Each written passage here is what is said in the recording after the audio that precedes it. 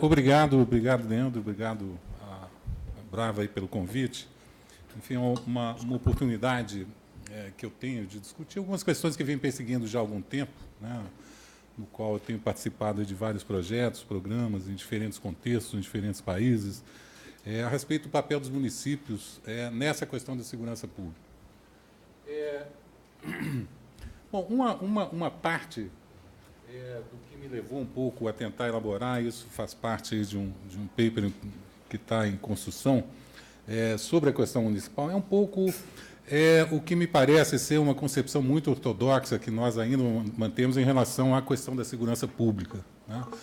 A segurança pública em relação aos municípios ainda é muito amarrada, de um lado, por uma questão constitucional, né, que restringe bastante o papel dos municípios, e, por outro lado, também engessa muito a nossa estrutura de segurança pública, né? Nós somos obrigados a conviver com duas polícias estaduais, com várias outras também, mas principalmente essas duas grandes estruturas, e que restringe os municípios a um papel muito relacionado à Guarda Municipal, né?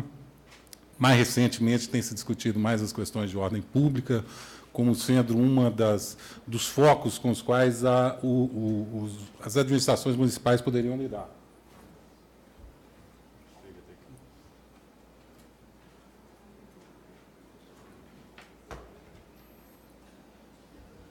Bom, eu vou discutir um pouco mais de perto aqui essa questão dos homicídios, embora essa questão da prevenção municipal não se restrinja apenas à questão da prevenção dos homicídios ou dos projetos de controle de homicídio. Quando a gente observa, né, de uma forma geral, como tem se desenvolvido essa questão dos homicídios, que, no final das contas, é o que mais incomoda a população, é o que mais está na ordem do dia, e, curiosamente, é onde o município tem menos, talvez, oportunidade, ou por uma questão de concepção, né, ele tem entrado menos. Nós podemos dividir em três grandes grupos os projetos em relação aos homicídios, né? Nós temos, de um lado, aqueles projetos que trabalham com cooperação interinstitucional, ou seja, a ideia de você botar várias instituições, organizações trabalhando em torno, né, de tentar solucionar problemas locais específicos, que é o caso que foi feito em Boston, através do CISFIRE, é o caso do que eu vou discutir mais de perto aqui do ponto de vista conceitual, que são os projetos de Weeds and Seeds, que são projetos de você preparar o terreno e depois semear esses programas e projetos. Nós temos um segundo grupo, né, de programas que tem sido feito, que procura enfrentar a questão dos homicídios através de melhorias institucionais. É basicamente o que foi feito em São Paulo, melhorar as delegacias de investigação de homicídios, melhorar o sistema de informações, ter um sistema de gestão de metas, né, acompanhado mais de perto, né? Isso também tem sido aplicado em vários países, né? Eu diria que o Rio de Janeiro também, em parte, está se procurando fazer isso através das UPPs, que é a ideia de você melhorar dentro da polícia algumas unidades para enfrentar melhor a questão dos problemas locais. Existe também um terceiro grupo, que é interessante, que, nas minhas experiências aí, pela América Central, que eu tenho acompanhado mais de perto, em El Salvador, que é uma negociação, né? É uma negociação com os grupos criminosos, as maras. O que está sendo feito nesse momento em El Salvador é justamente uma ideia de tratar, né, esses grupos, que são grupos muito sofisticados, né, inclusive a nível internacional, embora tenham uma expressão local ainda muito desordenada, mas tratados como movimentos sociais, né, e, consequentemente, procurar negociar com isso. Eu vou lidar mais de perto com a questão de melhorias institucionais. Bom, por quê?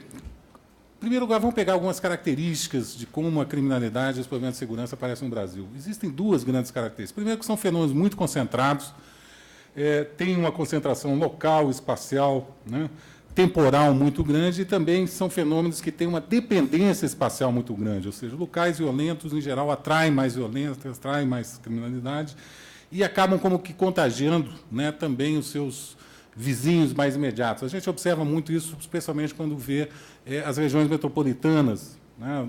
Nós vemos que o problema não fica apenas circunscrito às capitais, mas acaba contagiando, especialmente algumas regiões vizinhas. Isso acontece em Vitória, Belo Horizonte e Espírito Santo. Isso aqui, por exemplo, é um mapa, né, mostrando o Brasil, como a gente, hoje em dia, tem uma concentração muito grande na região Nordeste, né? E, certamente, isso aí está, especialmente nas grandes capitais, nas grandes cidades do Nordeste, a tal ponto que hoje a região Nordeste ela acabou substituindo a região Sudeste como sendo a região onde mais ocorrem homicídios, né? Cerca aí de 37%, 31%, 36% dos homicídios acontecem na região Nordeste e 31% na região Sudeste, né? Essa razão já foi inversa, a região Sudeste concentrou muito mais casos, mais de 50%, e hoje a região Nordeste acabou trocando. O que é curioso, porque a região Nordeste justamente tem merecido aí uma injeção de recursos muito grande, investimentos em infraestrutura.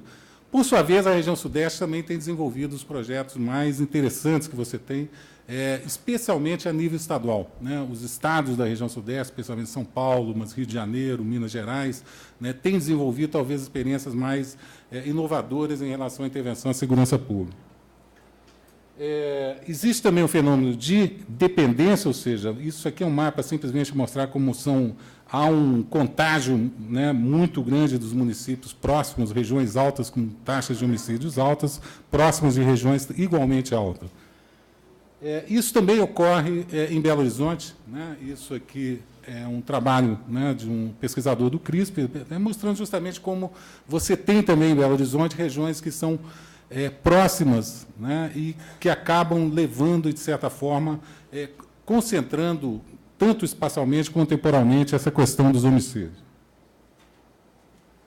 O mesmo ocorre em São Paulo. Aliás, é interessante a gente observar que, embora São Paulo tenha assistido uma redução muito grande, as manchas mostram isso, né, diminuíram de intensidade, mas continuam ocorrendo nos mesmos locais.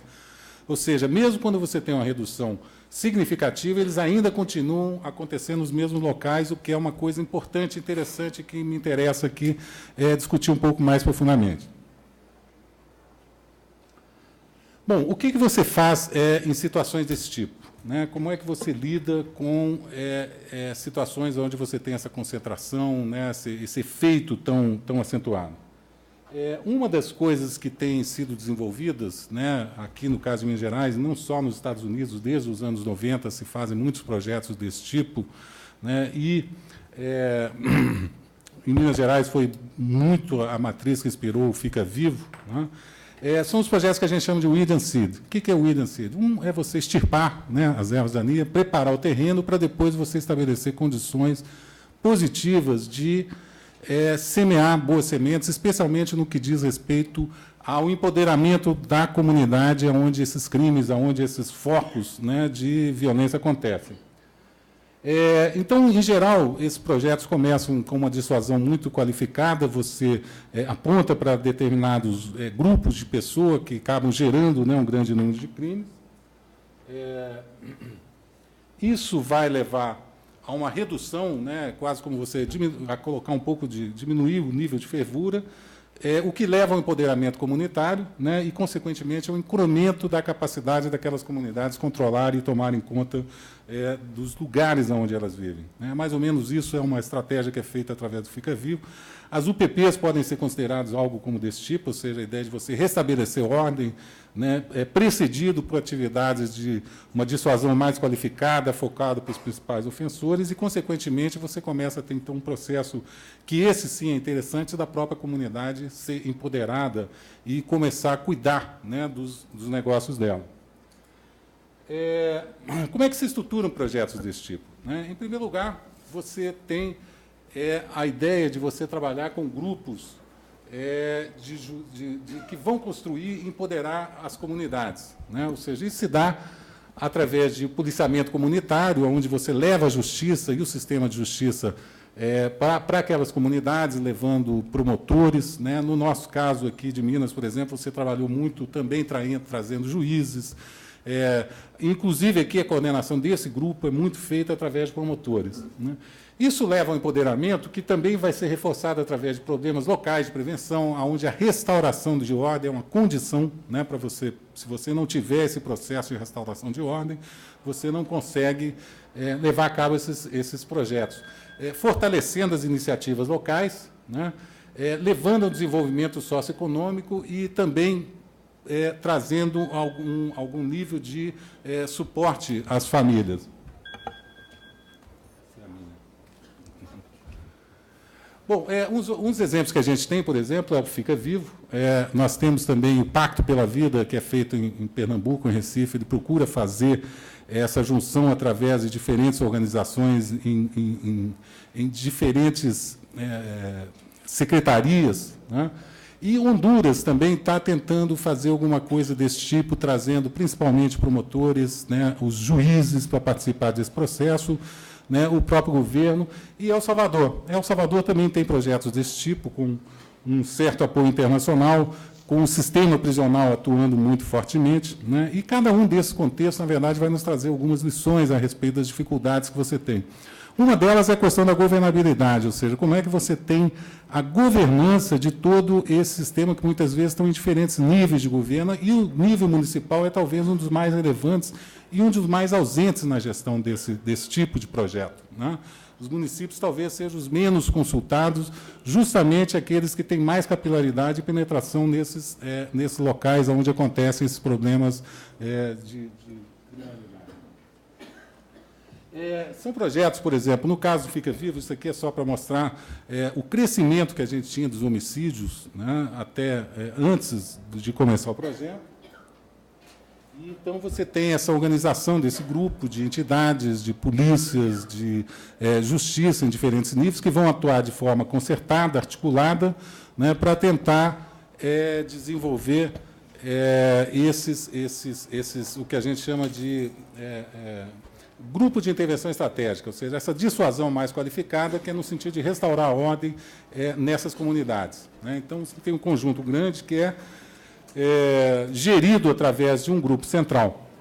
Nós temos também um outro grupo de intervenção social, né? Aqui tem vários dos técnicos que trabalham nesses projetos, são grupos onde você também tenta articular, de acordo com a rede, né, de organizações locais nessas localidades, que podem ser utilizadas como recurso, né, para desenvolver os programas de prevenção, mas principalmente no sentido de iniciar esse processo de empoderamento, ou seja, através dessas organizações que você começa a catalisar um processo, então, de empoderamento comunitário, que, posteriormente, espera-se, né, que vão servir como formas internas de controle. O resultado, conforme a gente pode ver, ele funciona muito bem, esse gráfico mostra isso. Bom, quais são os desafios para esse tipo de articulação que a gente tem interinstitucional para o Brasil e para a América Latina? Em primeiro lugar, eu queria trazer algumas questões de natureza mais conceitual, né? Quais são os processos que explicam essas concentrações de crime? Né? De um lado, nós temos processos de controle social informal, né, cuja resposta exige necessariamente uma capacidade, em primeiro lugar, de você saber onde estão esses locais, compreender o que está ocorrendo ali e intervir, né? E aí a gente já começa a ter alguns desafios preliminares, ou seja, não é muito claro ainda o diagnóstico da situação do que está ocorrendo nesses locais, não é muito claro a maneira como você vai organizar informações. Bom, por que eles sempre ocorrem nos mesmos lugares também? Isso é uma outra questão que tem a ver com a longa tradição de desorganização, né, e como a gente pode testar essas premissas de que, no final das contas, esses lugares têm algumas coisas em comuns. O que nós sabemos é que, em geral, são comunidades muito pobres, né? São lugares onde essa capacidade de autocontrole, né, de autogestão dos problemas que ali acontecem, é muito diminuída pelas próprias condições socioeconômicas, né? Eu vou voltar a esse tema, que isso, para mim, é uma questão central, ou seja, a própria coesão existente dessas comunidades é muito comprometida, justamente em virtude desse, vamos dizer, handicap em termos de indicadores socioeconômicos, né? Como é que a gente pode tratar com isso do ponto de vista territorial?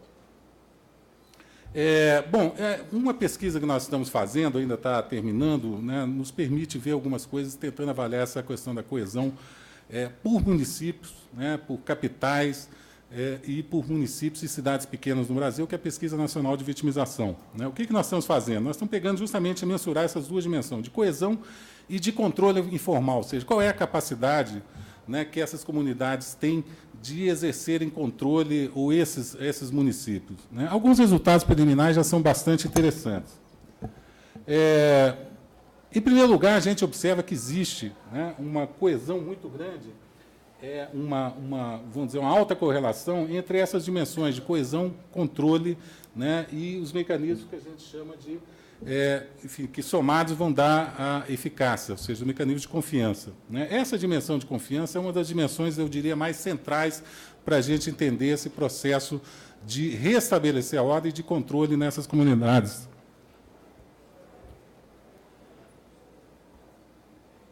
Isso aqui, por exemplo, é um pouco um retrato, e é interessante, que mostra muitas coisas do que a gente vê na imprensa sobre o grau de eficácia nas diferentes capitais brasileiras, né?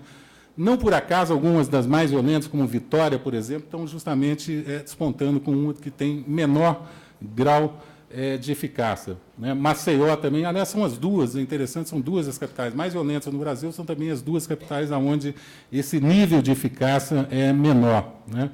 Enfim, aí a gente tem um retrato comparado de todas as capitais brasileiras.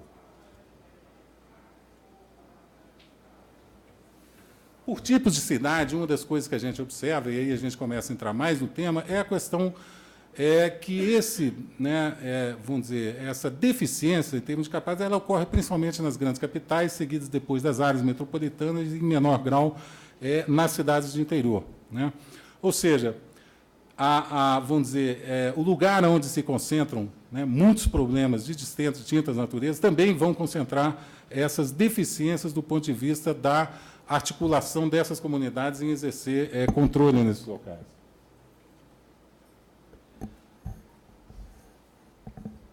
Bom, isso aí é só um quadro mostrando, enfim, como é que isso é, mas eu queria me deter um pouco mais nesse quadro, mostrando como essa dimensão ela tem no controle, né, e na confiança da polícia uma das suas dimensões mais centrais, né?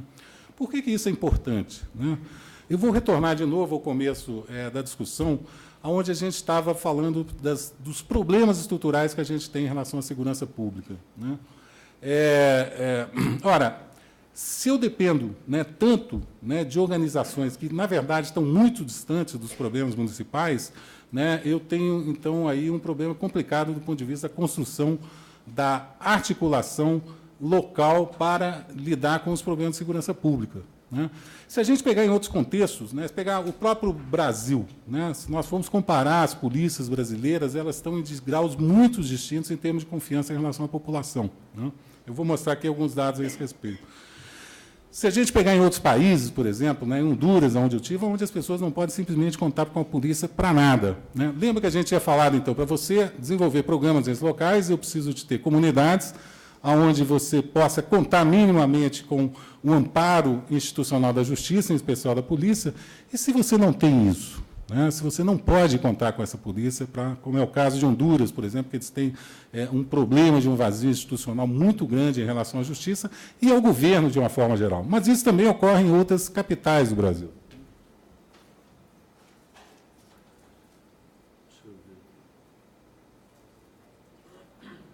Em outras capitais do Brasil. Se a gente pegar, por exemplo, né, o grau de confiança, né, das pessoas que não procuram a polícia, por não confiar nela em caso de roubo, a gente vai ter um retrato aí de como é que está a situação em cada uma, né, e isso aqui são dados de capitais, sabe? São dados do IPEA, de uma pesquisa do IPEA. Ou seja, nós temos uma situação aí que é muito diferenciada, e aí a coisa da prevenção municipal começa, então, a adquirir um contorno mais preciso. Uma coisa é eu fazer esses projetos de limpeza de terreno e desenvolvimento, né, social local, em locais onde eu posso contar com o sistema de justiça, mas é onde você não pode, né? O caso do Rio de Janeiro, por exemplo, onde você tem quase 10% da população já foi extorquida pela polícia, né? Ou casos em que a polícia, muitas vezes, mata sem perguntar, né? Nós temos as polícias mais violentas, que têm um nível altíssimo de letalidade, né? Como é que você desenvolve programas com esse tipo de parceria? Bom, voltando, ou seja, nós temos vários aspectos, né? São fatores estruturais, esse é um esquema, né, clássico, nós temos o fato de serem comunidades que já foram violentas ou não.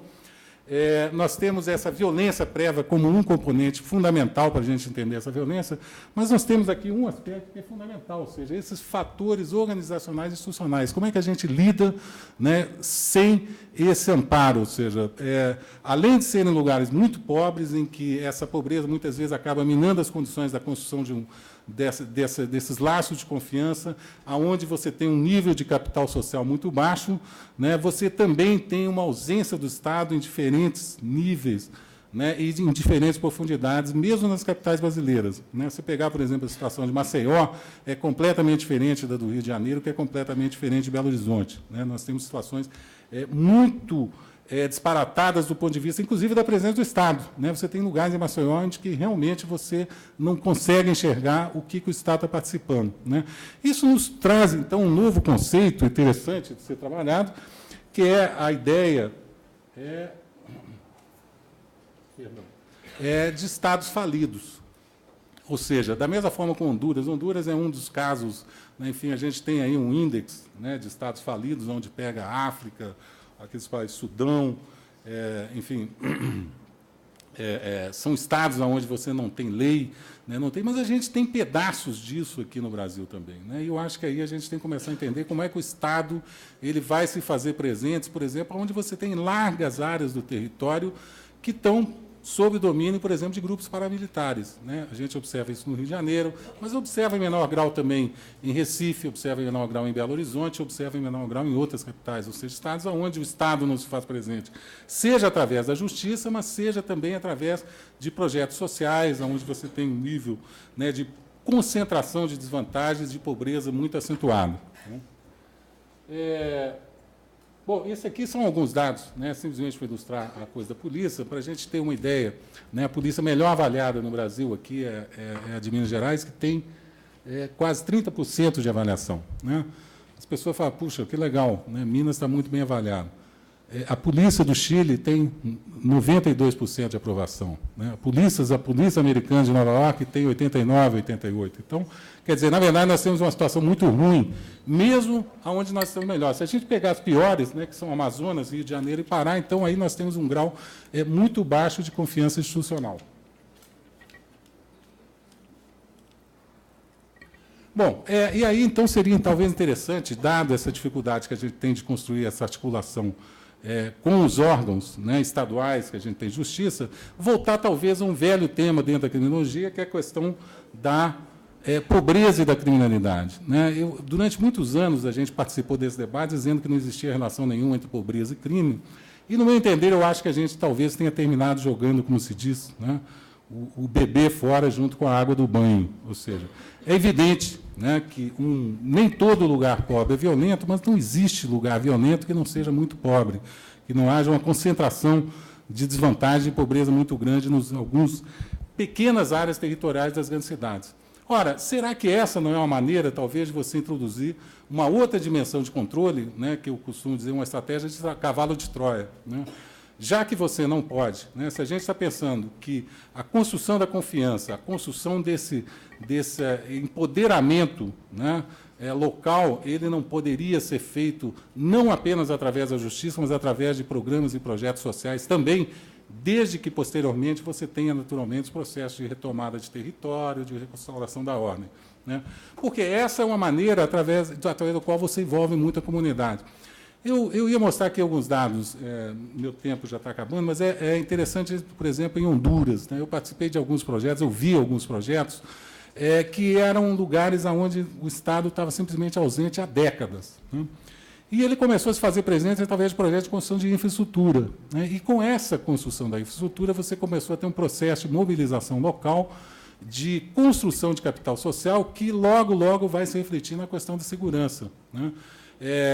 Ou seja, por quê? Porque, além dos problemas de deficiência de ordem econômica, de toda a ordem que eles têm também problemas sérios em relação à segurança. Ou seja, não seria essa, né, uma maneira da gente tentar, né, construir esse cavalo de Troia no sentido de restabelecer aquelas áreas das cidades, né, a gente fala de estados falidos, mas não são somente estados, você tem cidades que são falidas, né, você tem áreas das cidades que também estão em estado de falência, né?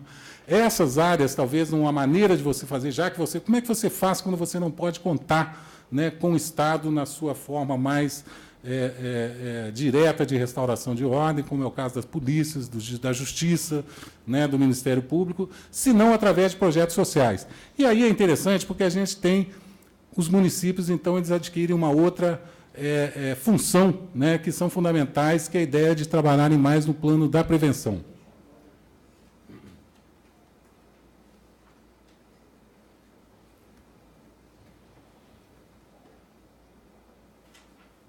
Ou seja, nós teríamos que inverter um pouco essa equação, né? Talvez não começar talvez por semear, né, as condições de empoderamento, para depois, sim, aí partir mais para uma discussão mais de restabelecimento da ordem. O problema é que essas coisas não são muito claras no Brasil, o que é que se faz, né? O que o município pode exatamente fazer nesse sentido, né? E a discussão no Brasil tem sido de uma forma muito conservadora, ou seja, cabe aos municípios, né, através da Guarda Municipal, cuidar do seu patrimônio. Ora, a gente esquece a infinidade de recursos que os municípios têm no sentido de desenvolver projetos de prevenção, justamente devido à capilaridade que as administrações municipais têm, que os estados não conseguem ter, e muito menos a União também não consegue ter, né? Projetos, por exemplo, que dizem respeito desde a intervenções de natureza comunitária, né, que é interessante, muita discussão que se faz no Brasil hoje em relação ao papel dos municípios é que, puxa, construir mais uma polícia, né? Então, vamos botar arma na mão das polícias para deixar. Daqui a pouco a ideia vai ser que eles tenham poder total de polícia. Por que não pensar, por exemplo, em programas de ação comunitária, que eu peguei alguns da literatura, né, alguns que estão sendo discutidos, mas você tem desde atividades dentro de escolas, não no sentido de fazer projetos sociais, mas no sentido de fazer projetos voltados para a área de segurança, como, por exemplo, prevenindo o envolvimento de jovens, com grupos organizados, quadrilhas, gangues, você fazer uma abordagem mais direta em relação a essas gangues, esses grupos de jovens, como se faz em outros países, né? Muitas vezes isso fazendo, inclusive, com ex-membros, né, de gangues. Você ter atividades extraescolares, não necessariamente voltadas para tudo, mas atividades que tenham a ver especialmente nas áreas de risco, né, com escola em tempo integral, creche de suporte, intervenção junto às famílias de jovens envolvidos com a criminalidade.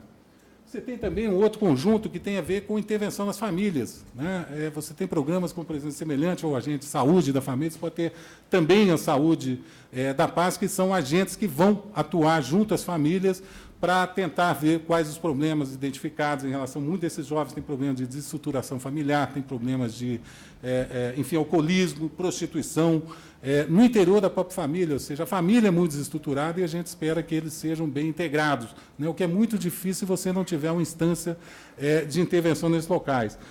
Enfim, a gente tem aqui, eu estou mostrando apenas algumas aí que são bastante conhecidas na literatura, de estratégias de intervenção, desde que sejam desenhadas para a intervenção em segurança pública. E aí o município tem a capilaridade que os estados não têm, seja devido ao engessamento, né? São organizações muito grandes, né? Se pegar, por exemplo, a polícia não tem condições de se adequar, muitas vezes, sequer para entender, muitas vezes, os problemas que estão colocados nessa comunidade. Aí, então, os prefeitos e as administrações municipais passam a ter um papel importante. Ou seja, uma maneira, né, de você complementar as ações de restabelecimento de ordem, ou até mesmo de atuar quando você não tem condições de poder contar com as organizações mais tradicionais aí no controle da criminalidade. Obrigado.